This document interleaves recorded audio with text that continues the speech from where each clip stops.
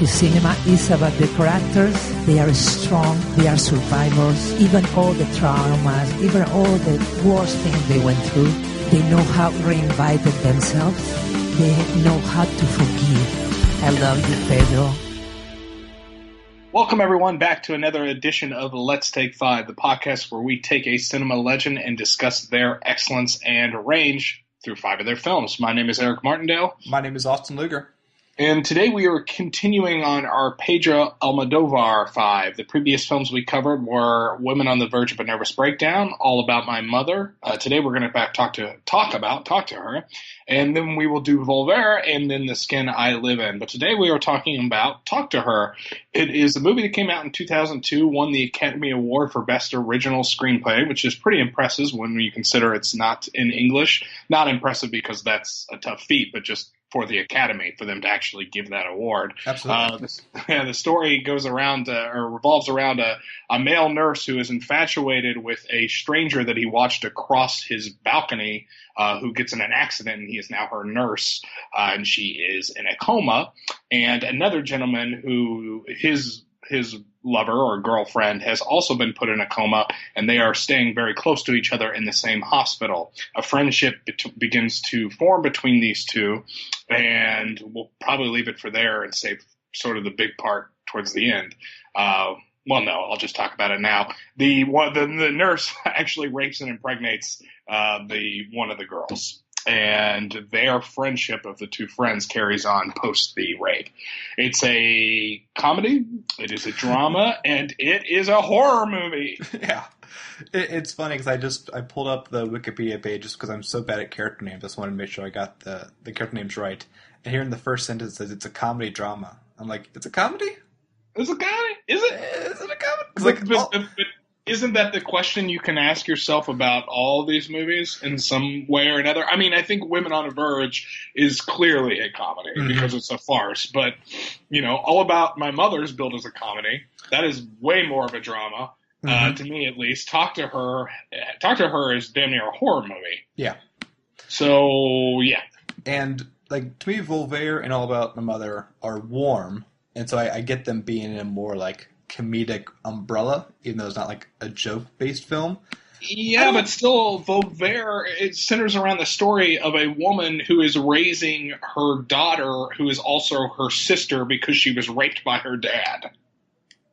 So catch that one next week. Yeah, so, yes, okay, it's funny and warm, but fuck. Yeah. And by the way, on top of that, she's not the first one of those in the movie. There are 2 of those. Yeah. So there you go. Anyway, sorry. Go ahead. But I was thinking, Talk to Her, which it's a movie I like a lot. It is just so upsetting for its whole run. Because even before you recognize that the nurse is a lot more upsetting than you think he is, it's just so sad. Because, to me, so much of the film is about, especially early on, the idea of, personal sacrifice and, emotional sacrifice. And so before they even get into these darker elements of violation and rape, it's bummer. It's a sad movie, you mean, before that anyway? Yeah, I mean, I think a lot of that comes through, and there are two men in the film. And one of them is a journalist who's writing a profile on a matador, who is the other girl that ends up being put in a coma. But this gentleman that is writing this profile, he's a very, very sad guy anyway. He's out of a relationship of an unrequited love, which basically tore him apart in the smallest things in his life that seem to be in any way relatable or emotional, or actually relatable to emotion. He can't help but be brought back to the memories he had of this woman, and he instantly starts crying. So, I mean, it's already sad. I mean, it's a sad guy anyway. And these two meet before kind of all the plot kind of converges when they sit next to each other by chance at this dance performance. And the journalist is crying during that. And it's just such a fascinating thing. And, I'm not much about dance theory. I really know a lot about dance at all.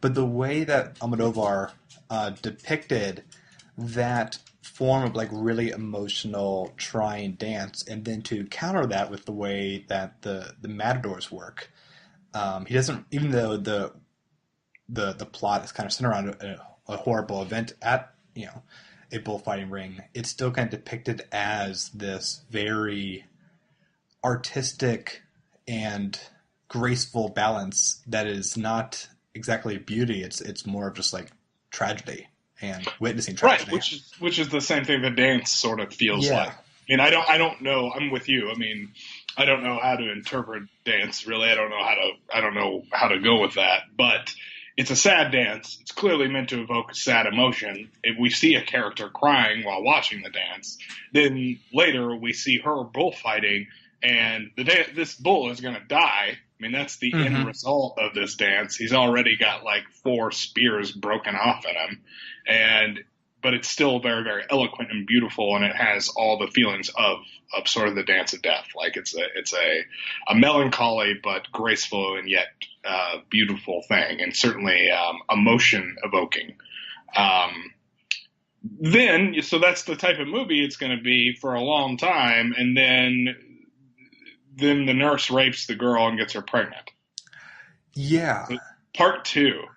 Yeah, which I'm going to keep avoiding that for a little bit longer because it's such a because it's I mean, this is the first movie of the 3 we've covered so far that is centered around 2 men. Even though it's called "Talk to Her," the kind of iconic photo, the poster is the 2 women who are in comas. It really is about these 2 and kind of how they both deal with kind of loneliness and loss.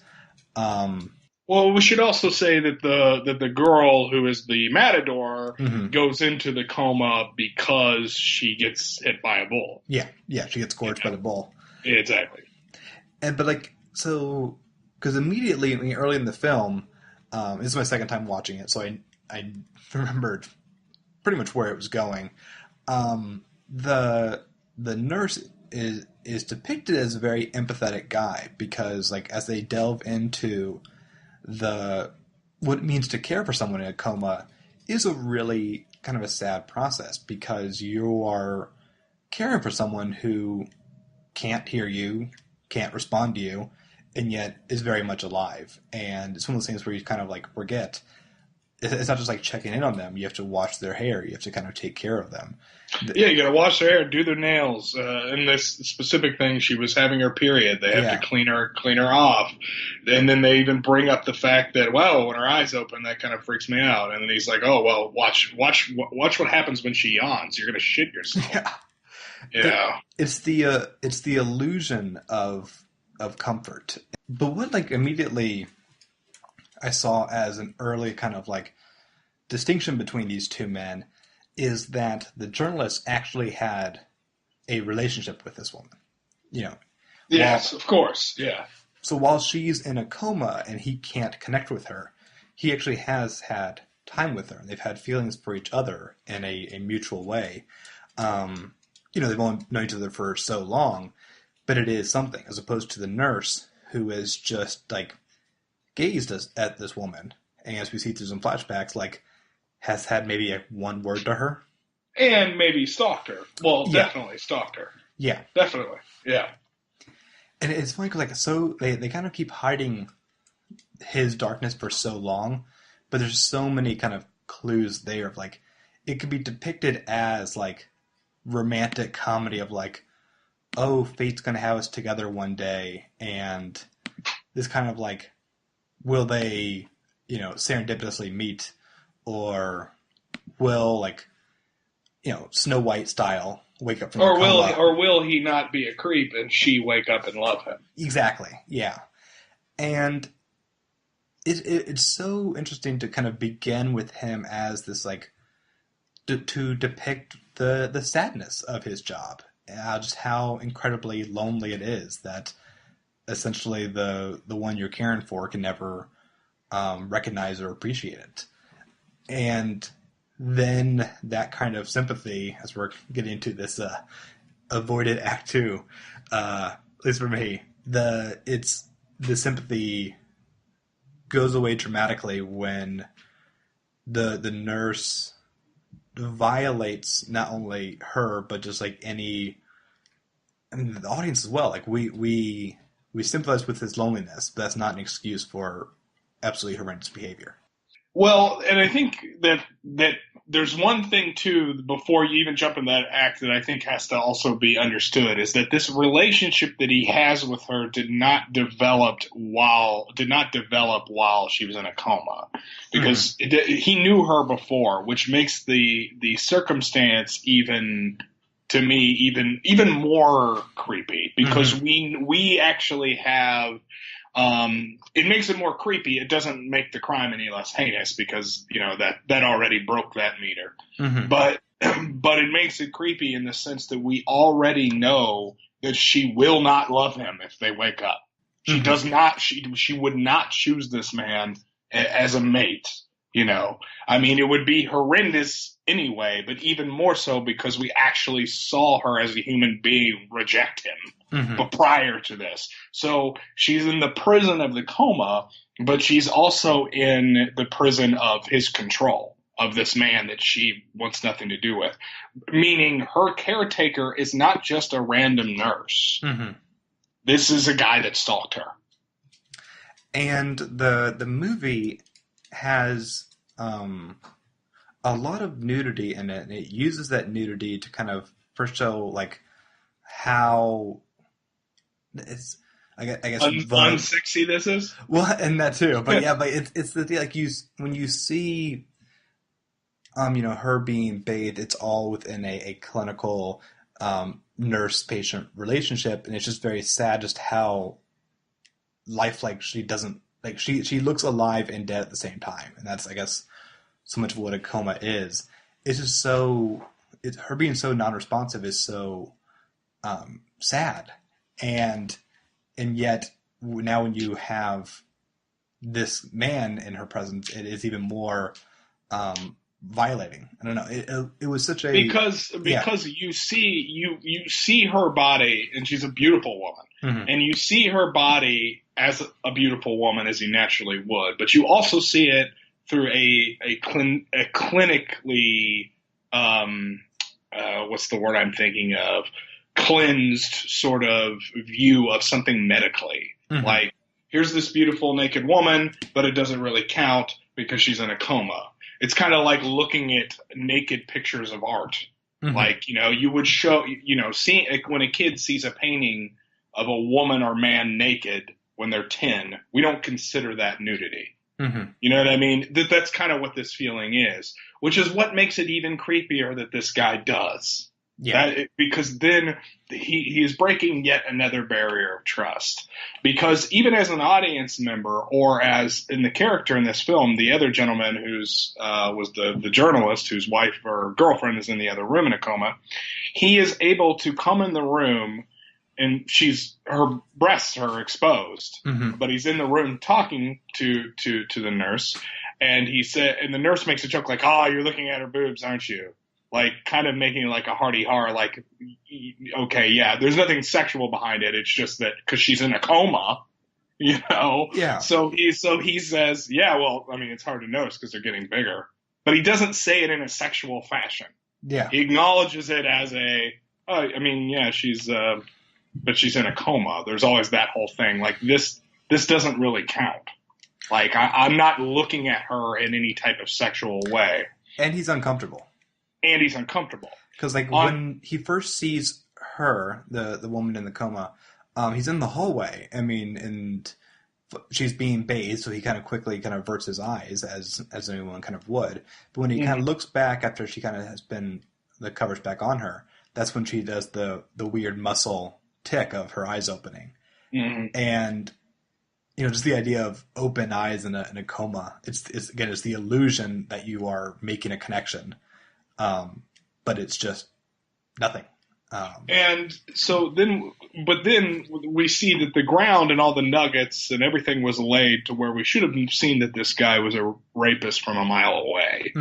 The way he touched her, the way he reacted to her, and the way he essentially talks to her as if he's in love with her. Yeah. which we certainly believe that he does think that. But the crime itself of actually raping her is sort of revealed to us in little nuggets. Like the evidence is there. The fact that the guy comments on the fact that her breasts are getting bigger. Mm-hmm. Well, why would that be? And also there's he goes to see a silent film, which is one of the craziest things I've ever seen. Let's put a pin on that because I have a lot to talk about for that insane sequence. Okay, well, do you want to talk about? You don't want to talk about it now? I want to put a pin on it to come back to because okay, that's one of those like that scene plays differently depending on when you're kind of thinking about it. Okay, to me, well, to me, it represented. It's hard to talk. Well, I'll talk about it in broad strokes, and then we can come back to it. But he saw a silent film that ends where a small-sized man, and I mean, the size of a, smaller than a half of a pencil, or maybe even the head of a pencil, disappears inside his former lover's vagina. Mm-hmm.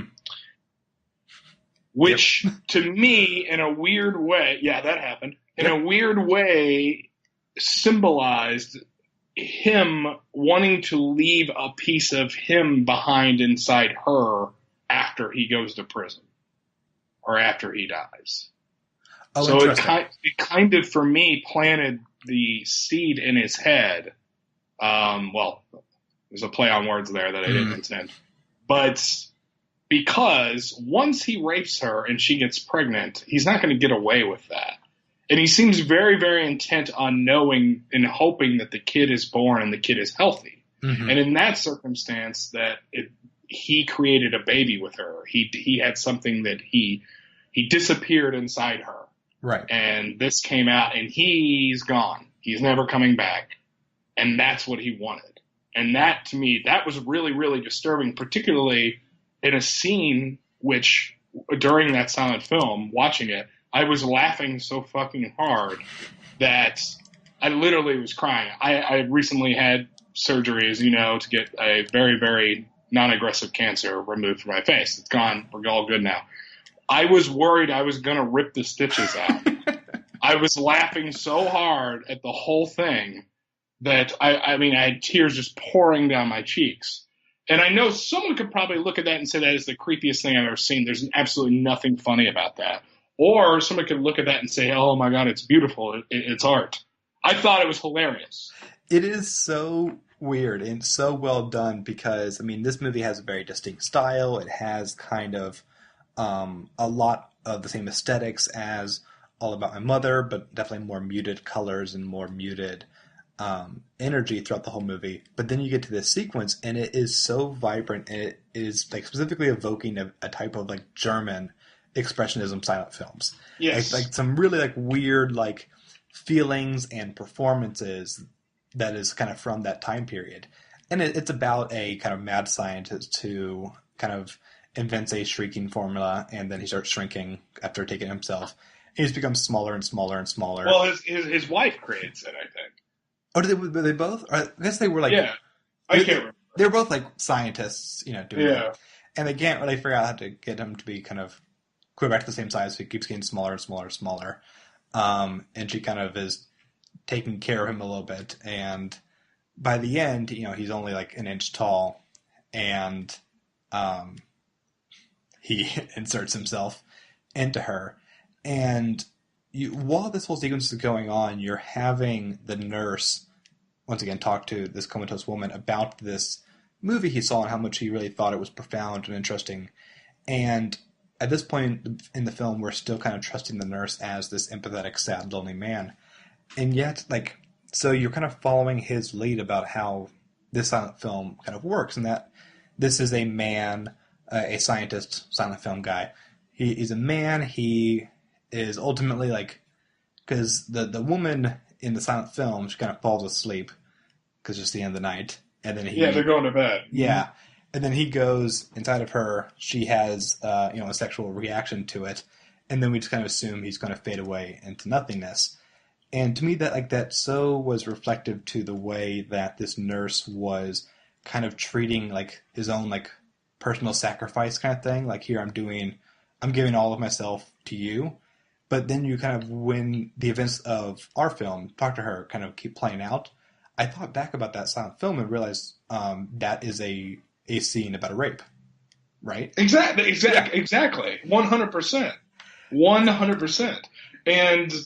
But I think it's just that extra step further that, yes, you are on second base, which I thought is pretty much a given by the end of the film. Not to say that what you said was obvious, because I don't think it is. Mm-hmm. But that was the given circumstance. And to me, I went further in saying that not only does he disappear, not only does he force his way inside of her, and that is a rape, but he also disappears and never comes back. Yeah, and never tells her where he went. Exactly, which is what this whole thing is going to be. And it's gross. Because at the end of the film, she doesn't really. She wakes up from the coma, and the baby. His plan with the baby did not work. Mm-hmm. The baby is not born healthy. The baby dies. Mm-hmm. And it's almost, she's a very, very sad character, but is it said that she's even aware that these events took place? I think she has to be in some regard. I think they do tell her. We don't see a lot of her awake by the end, because at this point now the friendship between the journalist and the nurse are strained, to say the least. Because even before we know about the rape and impregnation, what did you think about him still being his friend afterwards? I think it kind of is the overall like arching thing of just how lonely he is. Yeah. So, because the journalist is not someone who is agreeing with his actions at all. No, in fact, no. Kind of in the major sequence before that happened, the nurse says, I'm in love with this woman. And he says, you're out of your fucking mind. Don't say that. That is not true. You are not in love. She's not in love with you. And when you talk to her, you're talking to yourself. And it's just very aggressive with that. And it's, in one way, it is probably a way of him going like, we are not feeling the same things when we are mourning these women. But it's also like telling his friend, you are on the verge of crossing a line. Little does he know, it's kind of already been crossed in a horrible way. And so when because another thing I really liked about the pains of loneliness is that when you have the nurse in jail, it's a new jail. It's like no one's there. So when they have that like phone call, as you see in every prison movie, between the glass, there's just like no one in the aisles. So even when like he's forced into a federal place, he still has like no connections with anybody, and he's just kind of feeding his own idea of like the heroics of his sacrifices. And so I think like by the end, the Matador woman, she does die. The other woman in the coma, the journalist has no relationship with besides being involved in this terrible thing. So I think he just feels bad for the nurse and has no one else to really kind of like connect to, because they both experienced this thing together. It's sad. It's a comedy. Apparently, according to Wikipedia. Yeah. You almost burst your stitches, but... Yeah, I did. That part, it was just such a... It's insane. It's a truly insane scene. You have this big fake vagina, and this human being... I mean, this vagina is probably... whatever they shot this on is probably 8 or 9 feet tall. And then this guy slips into it. It looks like... It looks like an obstacle course. Yeah. Yeah. Yeah, totally. No, it does. It looks like one of the walls you would crawl up on the with the rope, only a vagina. And if you haven't seen this movie, we sound insane right now. Oh, I know. Well, yeah. And the other thing, there was something else I was going to say about just the general style. Oh yeah, this sort of accented more. I think a lot of his movies do sort of play with coincidence a little bit. In order to obviously Women on the Verge has to, because it's a farce. It was just a little, not like earth shattering or anything for me, or world breaking, but it is a little odd that these two people met before and recognized each other at the thing. Yeah. because they were on a path to meet naturally anyway.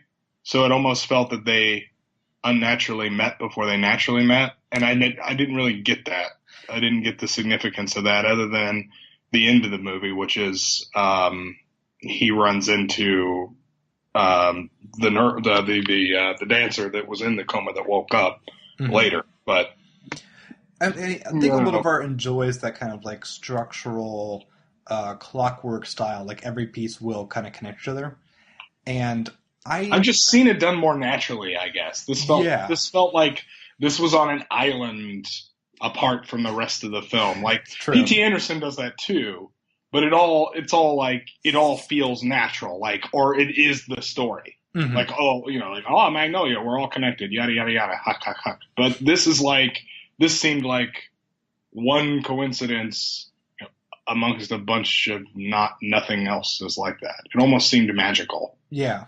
Like, and maybe that's the point. But it was just something that I thought was odd when I saw, to the point where I wasn't even sure that he was the guy that was crying in the theater at the beginning. Well, so it's also shot so well that like the shot of them in the theater gives the illusion that they went there together. Yes, that's what I thought. Yeah, and then it kind of throws you off because I really like that, like, because the nurse. They definitely try to make. We keep saying the nurse. I think his name was like Bengino. Yeah. They definitely try to make you think he's gay too. That's something they keep doing in order to throw you off from him, what he's doing to the girl. So, and one of the ways they do that is the beginning of the film, and I guess in a lot of ways I answered my own sort of questions about it, but they make you think he's on a date. Mm-hmm.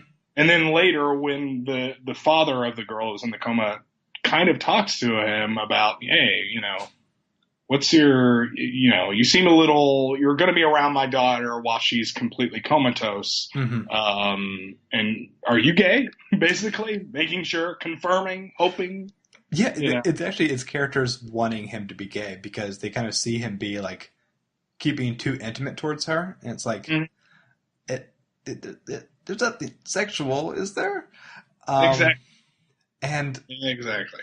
But that first scene with them kind of in the audience by chance, it is something where like, yeah, maybe it's kind of a coincidence too far. But I really kind of liked that scene though because the nurse doesn't cry during the dance. He just kind of watches this stranger cry, and then later in the movie when he's doing his daily kind of conversations with the comatose woman, he talks not about the dance itself, but about this man crying to it. So again, he's not talking about his own emotional reaction. He's talking about someone else's experience. Yeah. And kind of relating that as a shared experience. I don't know. Yeah. It's weird. It's a creepy dude. He's a creepy man. It was a good performance by the guy too.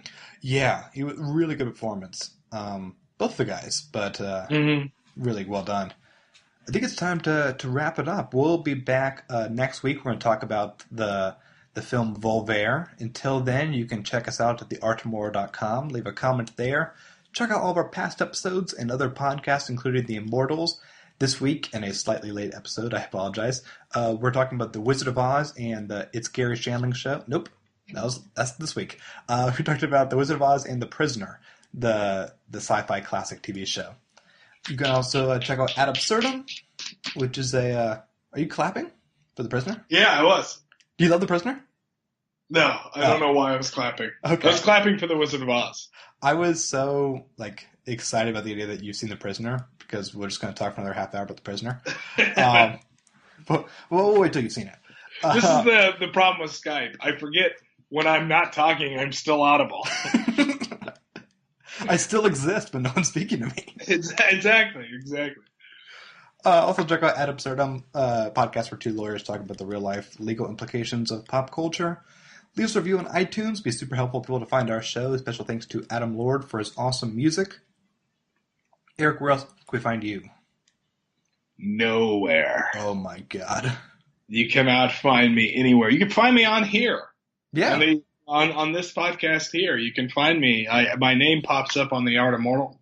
You can find me on YouTube at Constant Aversion. That's my YouTube channel. Check that out. That is where I may be found. Should I look on Twitter? No, No, you're not there. Sorry, I'm just not ready. I thought I was there. I maybe soon. I keep checking Twitter and clicking on things where it goes, you need to be on Twitter to look at this. And I'm like, oh, well, I guess I'll never get to see it. Look, this is another personal sacrifice that no one's asking you to do. Exactly. It's like watching the Detective Pikachu trailer. I just can't do it. Why? Because everybody else is doing it. Well, I will watch it twice as much then to make up for your lack of views. You got to keep sending me gifts of it. I will. I probably will, actually. No, I know you will. Oh, I definitely am. So anyway, we'll be back next week. Thank you all for listening. My name is Austin Ligger. My name's Eric Martindale. Bye, everyone. Bye-bye.